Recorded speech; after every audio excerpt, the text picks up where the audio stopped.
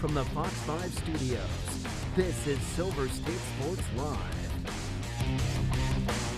Woo! 3 hours until puck drop in Carolina, and we can hardly wait. Welcome into Silver State Sports Live. I'm Mariah, Janos. And I'm Mike Davis. Medieval Maniacs are feeling good. The Athletics are feeling good, collecting another win against the Cubs. A lot of excitement today as we get set for Game 2 of the Stanley Cup Final. But it's been 24 days since the Golden Knights have lost crazy the heater they're on, winning a franchise record 7 consecutive postseason games, outscoring opponents 27-14 during that time. And they'll look to extend the streak this evening and come back to Vegas with a 2-0 series lead. The key to their success in this cup run, doubling down rather than folding. Most of them have gone through it. Most of them know what to expect. Before a series, during a series. I think the main group that has won before and has gone all the way, people lean on them. Yeah, so it's just that. They've gone through the experience, so nothing really surprises them. I think we're on a roll. I think after looking at video, there's a lot of stuff that we have to do better. It was good to get the win in Game 1, but I think, if we continue playing like that, we just have to be better. I think taking a look at it, we made some mistakes that ended up in our nets, and I think overall, if we fix those, then we should be much cleaner going forward. All right, so here to help us break it all down. Look at the cup, so close, so close, we can touch it. Vince Sapienza here. Okay, optional morning skate today. The report is everyone's healthy. Available for tonight. Do you expect any changes, or do you think more of the same? That's kind of what it's sounding like. Yeah, I would not expect any changes, especially coming off a win. You don't want to kill the vibes that are going on right now. If there's one question mark you might have, Dylan Coughlin. He played just 8 minutes. He kind of got burned and was on the ice for those first 2 goals against. But again, he's somebody that has quickly earned the trust of one head coach, John Tortorella. And it's very, it's interesting. You say healthy. Everybody is quote-unquote healthy this time of year. Jeremy Lozano made his return to the lineup in Game 1 of the Stanley Cup Final for the first time since the first-round series in Game 6 against Utah. In the first period, he takes a puck to the lip. He had a bit of a cut there this morning. It was one of those things. He finally gets back on the ice, and he's already got a nice souvenir, if you will, from the Stanley Cup Final. Let's talk about the presence of the original Misfits. We felt that definitely in Game 1 with Shea Theodore, Brayden McNabb, William Karlsson. How invaluable is the experience from these guys just in a critical series like this? Yeah, I think we talked about Shea Theodore yesterday, breaking down his goal against and the reason why the Golden Knights were able to stage the comeback they did, and that's because of that experience. And Shea's great. Brayden McNabb is a steady presence back there. William Karlsson really is the X factor of not only this series, but this entire Stanley Cup playoff run, because this team was different, and it was noticeable from the moment he hit the ice. John Tortorella talked about how he stabilizes the lineup and kind of slots everybody where they need to be. Look, Mitch Marner leads the postseason in points, right? He played admirably at the center position. He is a right winger at the end of the day. He played admirably, but once William Karlsson gets in there, you're able to move Mitch back to his natural spot. And the other part of it is the chemistry that he is able to create with Mitch Marner, William Karlsson. It was instant. It was your favorite top ramen, just right out of the microwave. It was delicious. It was fresh. And it was one of those things that opposing teams just could not stop. And I think that was one of the things Bruce Cassidy had a difficult time with during the regular season, trying to find where does Mitch Marner play? Who does he play well with? They wanted at the beginning of the season for it to be Jack Eichel and Mitch Marner be this ultra mega super line, right?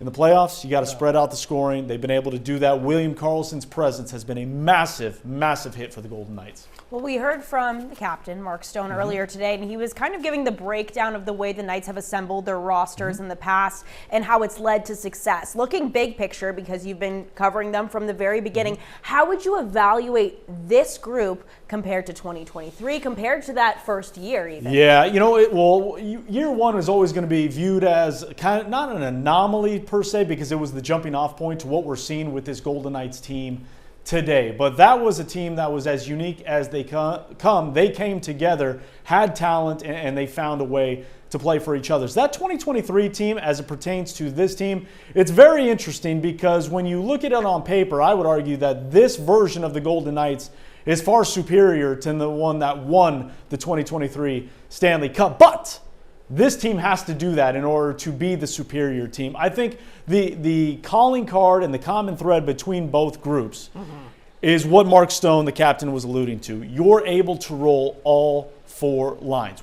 In Series 1 against Utah, we saw John Tortorella basically play 3 lines. Tomas Hertl wasn't playing well. Pavel Dorofeyev was not playing well, and they were a 3-line team. You cannot sustain a 4-round playoff postseason run by doing that. The Golden Knights had to become and had to get guys rolling on all 4 lines. They have the identity line with Nick Dowd. Tomas Hertl scoring came along. Pavel Dorofeyev woke up. William Karlsson back in the lineup. All these things are pointing to the success of the team, and that's what you saw in 2023. The identity line that was William Carrier and Nick Waugh and Keegan Colasar, that 4th line was their identity line, and they just blew past other teams' 4th lines.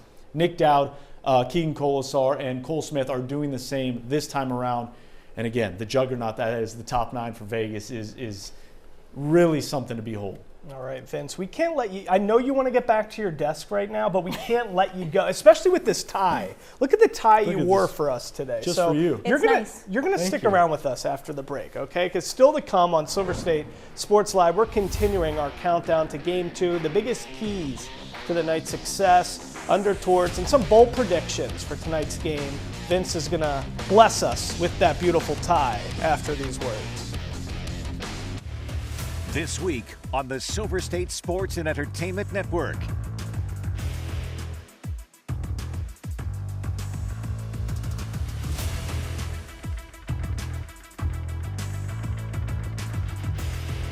Your Triple SEN lineup is sponsored by AAA Roadside Assistance. Visit AAA today.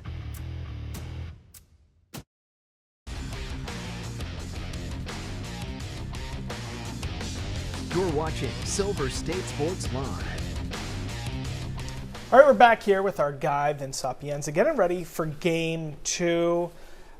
Vince, a lot to break down. Yes. In Game 2. We got some good perspective from years past, this season, how that all correlates. But let's talk tonight. Do you think, coming off of the Game 1 win, that excitement, that energy, going into their barn and taking and stealing Game 1, how much of that is going to trickle into the opening seconds of Game 2? Yeah. Do you think – I was about to jump off a building. 25 seconds in when we saw that initial goal. First shot on goal, boom. So what do you think? Tonight, do you think we're going to come out? We always know third period we're strong. First period, do you think we're going to come out with more energy? Look, the energy is going to be jumping through the TV screen once again. There's no doubt about it. But it's going to be a little tense energy this time, at least from the Caniacs' point of view. If you would have told Rod Brindamore, the Carolina Hurricanes head coach, that they would have a 2-0 lead about 5 minutes into the game, you'd be thinking they're well on their way to trying to take 2 at home. That's not the case. Rod Brindamore is a workaholic, as we know, likes to hit the gym. I would imagine he did a few more sets. This is what the kids call a hardo. There you okay. Yep. Yeah. I imagine he did a few more sets last night and the night after Game 1, because it's frustrating from a Carolina Hurricanes point of view. They're usually one of those teams that's able to impose their will, impose their grit, and kind of bully teams. And they did that early on. They kind of took advantage of the nervous energy from the Golden Knights and the road team in their home.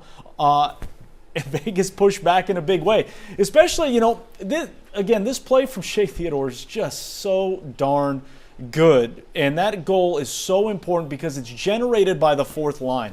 Shea Theodore is going to get the goal. It's one of those greasy goals, goes off a guy in the net. But it starts with the 4th line doing things simple. And it's that calmness that Tortorella has been preaching and been talking about. And we talk about experience all this time and the run they've been on under John Tortorella, but he's the first one to give the players credit, and the players should be the first one to get the credit, because the guys who haven't been here in the Stanley Cup Final, they really are leaning on the guys. And it's not asking questions like, hey, what did you do in Game 5 against Florida? It's just the demeanor. They see them in their stalls. They see them. It just looks like another game to them. So when you see that in between periods, when you see that on the bench, that's that calming presence, and that's that secret sauce everybody keeps asking, even today. Again, and John Tortorella has to answer it ad nauseum. It's the experience of the guys. It's just these guys, they know how to do it. They know how to win, and you can't teach that. You can't talk about it. It's just a demeanor that exudes on the bench. You see it right there. Tortorella knows these guys have it in the bag. They have the talent to come back. We've seen the comebacks in Colorado. So I don't want to say Game 1 of Stanley Cup Final was easy, but they've been there before. Once the moment kind of calmed down a little bit, they were able to get back to their game, and that's why tonight, to your point, it's going to be very different those opening few minutes. I don't expect to get a back-and-forth 5-4 game, even though I think we would all love to see that again, a little encore. I would expect things to be a little bit tighter, and the Golden Knights kind of lock things down defensively, a little bit more same for Carolina. Yeah, I mean, the trust is certainly there amongst this group. And I know the Knights are focusing on what they can control, but I want to look to the other side for a second, because something that was a bit puzzling when you think about the Carolina Hurricanes, at least for me, one name really comes into view, and it's Sebastian Aho. And he was virtually eliminated. He really was not as involved, at least scoring-wise, in that Game 1. Would you expect him to be a bit more involved here in Game 2? Well, if you're on the Hurricane side, he better be. Right. Rod Brind'Amour called out not only Sebastian Aho, but his line of Seth Jarvis and Andrei Svechnikov. This is a line that didn't just have one bad game. They've had a bad couple rounds in terms of production. They simply haven't been doing it. The reason why it hasn't been talked about as much is because the Carolina Hurricanes were 12-1 coming into the Stanley Cup Final, and when things are going that way and you're racking up the wins, the issues, the warts that have been part of your game are less talked about. But now you're in the Stanley Cup Final. There's 2 teams left. We've had one game to talk about. The big dogs did shine for the Golden Knights in a big way. For Carolina, that was not the case. So when you're looking at the other side, if you're a medieval maniac and you're looking at the other side, like, who do we have to worry about? Yeah. You want to make sure that Sebastian Aho, Seth Jarvis, and Andrei Svechnikov do not get going in any way. And if anything, you're waiting to see if Rod Brind'Amour makes any changes, if he splits up that line, if he tries to tweak anything. Because to that point, that line in particular, those issues have bled into their power play. The Carolina Hurricanes power play has not been good. Again, not just in Game 1 against the Golden Knights, but this entire postseason long. So the Golden Knights PK has been good. Carolina Hurricanes power play has not.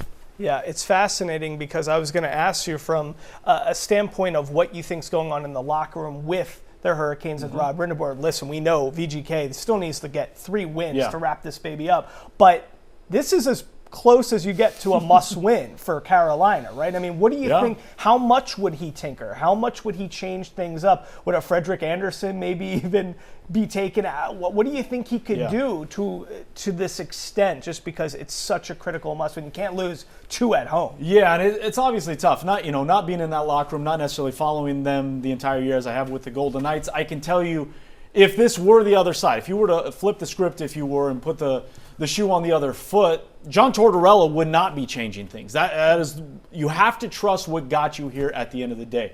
And you just kind of have to hope and pray a little bit that your top guys become your top guys at the end of it. The issue is, it's the Golden Knights. It's not just that the Carolina Hurricane players are in a rut. They're going against an elite hockey team in the Golden Knights. And when you talk about defensively, Jack Eichel, Mitch Marner, Mark Stone, Ivan Barbashev, who, ESPN did a really nice job of showcasing his defensive prowess. May not get talked about a lot because he's kind of that gritty sandpaper guy on Eichel's line, but William Karlsson, those guys, all of these guys in the top 6, top 9 for the Golden Knights are defensively sound, and they can put the puck in the net. So Carolina's got an uphill battle. They understand that. There's going to be a level of desperation that did not exist in Game 1 for Carolina, because to your point, it's a Stanley Cup Final. Every game is a must-win at this point.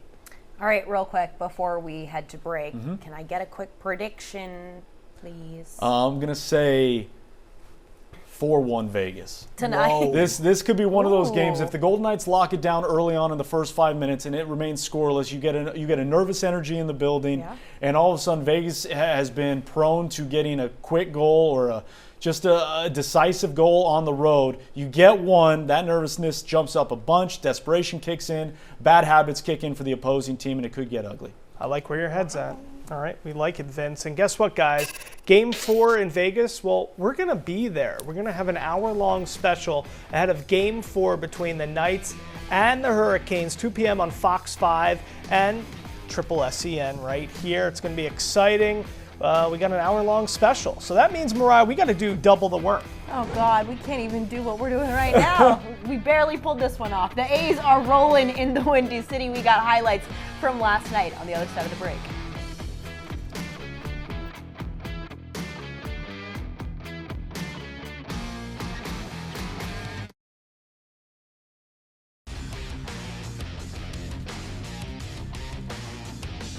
You're watching Silver State Sports Live. Well, the A's have taken the series in Chicago on the back of some very timely hitting and some shutdown pitching. Yeah, so let's head to the friendly confines for Game 2. Top of the first, Tyler Soderstrom makes the sacrifice while the Cubs turn 2. Carlos Cortez comes in to score and get the A's on the board first. Moving to the top of the second, 2 on, 2 out. Aliga Williams with the sharp line drive to center field. That brings home Zach Geloff, 2-0 A's. And after that, the bats were silent until the top of the 8th. Chicago up 4-2. Now Colby Thomas at the plate, and he says, "See ya!" Solo homer makes it a 1-run game. 3 batters later, runner on second. Sodi grounds it up the first baseline side. He's out at second, but not before bringing in the tying run that sent this one into extras. Which brings us to the top of the 10th. No one better to get the job done than the Big Amish. He drops one into left for the RBI single. That would seal the Cubbies' fate. The A's win it 5-4. All right, well, this week on Covering the Bases with the A's, broadcaster Jenny Kavnar joined the show. We spoke about the current road trip, Nick Kurtz, plus the upcoming Las Vegas series. Take a look. It's crazy to think that Nick Kurtz is just now heating up, right? This is a guy that last year, Rookie of the Year, such a magical season for him. And if you didn't know Nick Kurtz's name, if you weren't an A's fan, if you were outside of the AL West following this team and just in baseball, you got to know Nick Kurtz real quick when he had the 4-home-run game in Houston. Obviously went 6 for 6 and all the total bases that he had there to set some records, like you mentioned. But I think for Nick Kurtz this season, it's been a little bit different, right? We hadn't seen the power early. We did see him walk. We saw him get on base. 48 consecutive games for the on-base streak. Of course, that went into the month of May. That helped him earn Player of the Month in the American League. But as Mark Kotze said, it was kind of sleepy. He's like, I had to double check the numbers. And I was like, oh yeah, like quietly, Nick Kurtz had such a consistent month. And it wasn't that he was, overpowering with the home run. It wasn't that he was overpowering in terms of the walk category and getting on base. It was just consistent, all of the numbers across the board. And so I think it's been really impressive. And now we've seen the power come in bunches. We saw a home run here at Wrigley for him. And we obviously saw the game-winning hit in the 10th inning, too, in Game 2. So he's been doing it in a variety of ways. He's such a catalyst of this offense. And when he gets going, which is hard to believe, he still isn't quite all there. Like I mentioned, those home runs are going to come in bunches and they'll continue as the months heat up in June and July. But he heats up against the Houston Astros. It's not just that one game that he had. He's played 13 games against the American League West rivals, and he hits, I had to write the numbers down, 462 against Houston with 9 total home runs, 7 doubles, 24 total hits. So this guy can't wait to see those Astros colors at Dakin Park, and I'm sure he's going to have a pretty big series over the weekend. Wow, insane numbers there. Sometimes you just have another team's number. He's been playing great, of course. Yes, American League Player of the Month for May, leading the majors in RBI. As we're wrapping up here, let's talk about the excitement of the Las Vegas series. So Brewers and Rockies, we're finally going to get some Major League Baseball action here in Las Vegas at Las Vegas Ballpark. How excited are you, the guys, the whole team, just to be able to bring home some of this energy before 2028? Yeah, I think there's a lot of buzz around it, right? There's the excitement of just getting there, feet on the ground, and all at the same time. I think a lot of players have taken their stops through Las Vegas. A lot of the front office people have obviously either, been moving to Las Vegas or been there plenty, but to have everyone in the organization there at the same exact time for an entire week and be able to be embraced by the community, see the buzz and the excitement for Major League Baseball coming to town in 2028. And then I think to get eyes on the stadium being built, right? We're seeing the pictures, we're seeing video, we're watching those beams go up. And I know for those players, especially the ones who have signed extensions and contracts who know they'll be playing in Las Vegas, it'll be really cool for them to get there and imagine what 2028 is going to look like, and that will be their home ballpark. And then, just to play major league games in Las Vegas, have a couple of teams coming in, and like you said, in the Brewers and the Rockies, those organizations. And I just think it's going to be great. I can't wait to see the fans out there. I know the players are really looking forward to it. And again, a lot of these players have played in that ballpark and been at the AAA level just within the last couple of years. So I think that they have a great fan base. I think those fans are going to be so excited to welcome them back in major league uniforms, and it'll be just a really neat experience. I need to cuddle a puppy right now. I mean, I don't know what's going on with me. I just need some dogs in my life. So who wants to see the Stanley Pup? And what is that, Jack Eichhow? Eichhow. Come on, sound it out. All right.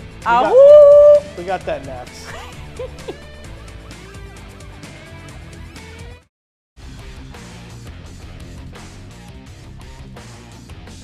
You're watching Silver State Sports Live.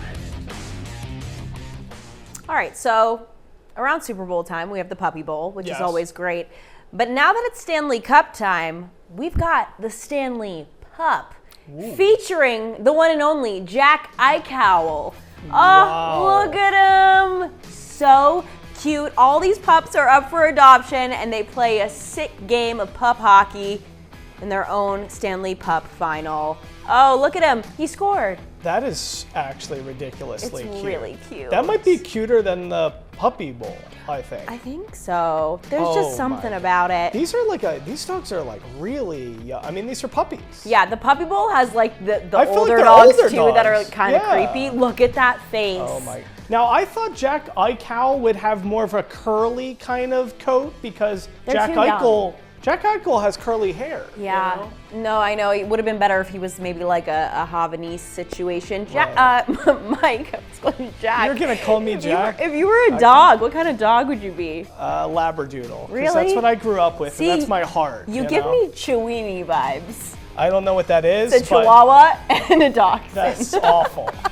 That is terrifying. See you tomorrow.